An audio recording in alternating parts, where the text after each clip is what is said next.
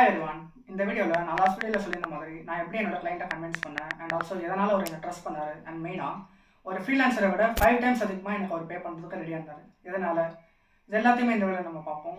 Okay, இப்போ என்னோட client வந்து இன்னொரு ஃப்ரீலான்ஸோட அந்த ப்ரைஸை கம்பேர் பண்ணி என்கிட்ட கேட்டிருந்தப்ப நான் அவர்கிட்ட எதுவுமே ஆர்கியூ பண்ணாமல் சிம்பிளாக ஒரு 10 மினிட்ஸ் ஜூம் காலுக்கு நான் அவரை இன்வைட் பண்ணியிருந்தேன். அண்ட் அவர் வந்தப்போ நான் அவர்கிட்ட சிம்பிளாக ரெண்டு கொஸ்டின் தான் கேட்டிருந்தேன். First question, sir is it about the price or is it about the value?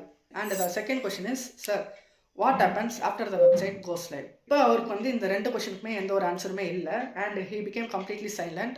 And அந்த ஃப்ரீலான்ஸருமே வந்து இந்த மாதிரி கொஷின்ஸும் சரி அதுக்கான சொல்யூஷன்ஸும் சரி எதுவுமே வந்து என்னோட கிளைண்ட் கிட்ட கேட்கல, சொல்லவும் இல்லை.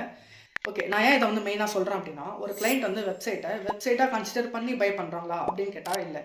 அந்த வெப்சைட் பை பண்ணி லைவ் ஆனதுக்கப்புறம் உண்மையிலேயே அந்த வெப்சைட்டால் ட்ரஸ்ட்டை பில்ட் பண்ண முடியுமா, கன்வர்ஷன்ஸை கொண்டு வர முடியுமா, லீட்ஸை ஜென்ரேட் பண்ண முடியுமா, அண்ட் அதையும் தாண்டி அந்த பிஸ்னஸ்க்கு ஒரு நல்ல இமேஜை வந்து பில்ட் பண்ண முடியுமா, இதெல்லாம் தான் மெயினாக வந்து அவங்க கன்சிடர் பண்ணி இன்வெஸ்ட் பண்ணுறது. ஸோ அந்த விஷயத்தை வந்து இங்கே எந்த ஃப்ரீலான்சர்ஸும் வந்து மோஸ்ட்டாக கிளைண்ட்ஸ் கிட்ட இன்ஃபார்ம் பண்ணவே மாட்டுறாங்க, லைக் வந்து அதை அவங்ககிட்ட ஷேர் பண்ணவே மாட்டுறாங்க.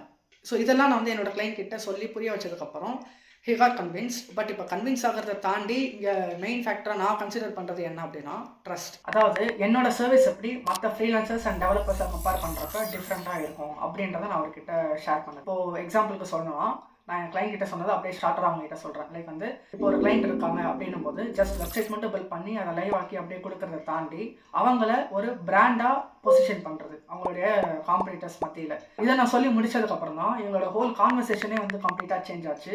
அண்ட் ஆல்சோ இது வந்து எனக்கு ஒரு பெரிய ப்ராப்ளம் அண்ட் கொஷினை வந்து ரைஸ் பண்ணுச்சு. ஏன்னா இதுக்கு மேலே இது வந்து it's not about the price or competitors, nothing else, it's completely different actually.